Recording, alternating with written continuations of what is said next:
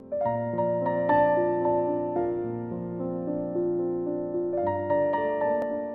definition of land can be found in Section 205 of the Law of Property Act 1925, but it's a particularly unhelpful definition.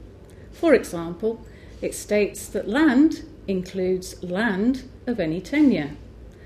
So in order to understand what land really is, we have to look at it a little deeper. The basic principle is to be found in the Latin maxim, quies est solum, eus est usque, ad caelum et ad inferos. And that broadly translates as, he who owns the land also owns up to the heavens and down to the depths of the earth. Well, ownership of land down to the depths of the earth would seem to provide rich pickings, or the possibility of rich pickings anyway.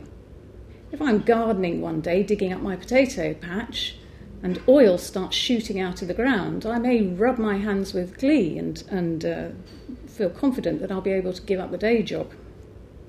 But unfortunately, statute has intervened, and as a result, all rights in petroleum, including mineral oil and natural gas, vests in the Crown. That's by virtue of the Petroleum Act.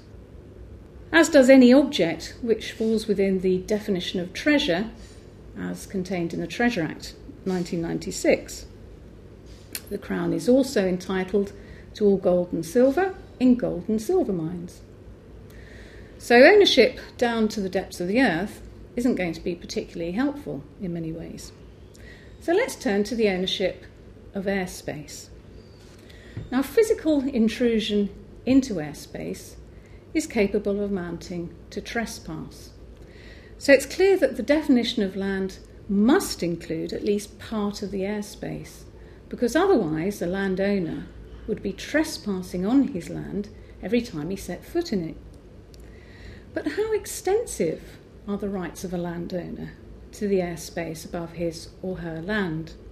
Until the case of Baron Bernstein against Skyviews, there have been a number of cases in which the maxim quies est solum, etc., had been used by English judges, but all of those cases were concerned with structures attached to adjoining land, such as overhanging buildings, signs, or telegraph wires. The courts had simply been concerned, therefore, with the rights of the owner in the airspace immediately above the surface of the land. It was well established by authority that an owner had certain rights in the airspace above his land. And a couple of those decided cases involved trees. Now, by coincidence, it just so happens that the branches of my neighbour's apple tree overhang into my garden. Authority establishes that I can cut them back without asking for my neighbour's permission or even telling him that I'm going to cut them back. That's shown in the case of Lemon and Webb. But the branches I've sawn off and the fruit which is attached to them still belong to my neighbour. And so, strictly speaking, I should either return them to him, or certainly I should ask his permission before I use them myself. And that's shown by the case of Miller and Booker. Now, as a potential purchaser or mortgage lender, I may not be particularly concerned about my rights over the airspace. I'm much more likely to be concerned as to the structures of the land and the contents of those structures. And this brings us to the distinction between fixtures and chattels. Here we encounter another Latin maxim. Qui quid plantator solo cadit. Whatever is attached to the soil becomes part of the soil. This forms the basis of the modern law of fixtures. A fixture is an object which has been attached to the land in such a way as to become part of the land, title automatically vesting in the freehold owner. The distinction between fixtures and chattels is important in a number of ways. An example lies with the sale of land. A person who contracts to sell land cannot remove any fixtures after the contract is made.